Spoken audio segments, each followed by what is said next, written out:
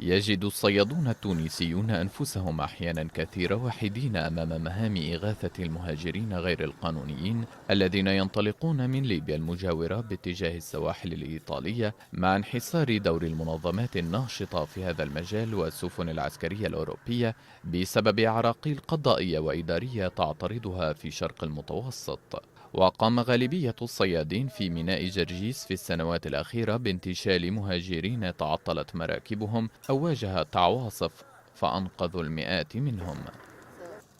ومع تحسن الأحوال الجوية وحلول موسم الصيف تكثفت حركة الهجرة من جديد انطلاقا من ليبيا، ويخشى الصيادون التونسيون حدوث مأساة في المنطقة البحرية التي يصطادون فيها. وتراجع دور سفن الإغاثة التابعة لمنظمات غير حكومية وسفن عملية صوفيا لمكافحة تهريب المهاجرين خلال العام 2019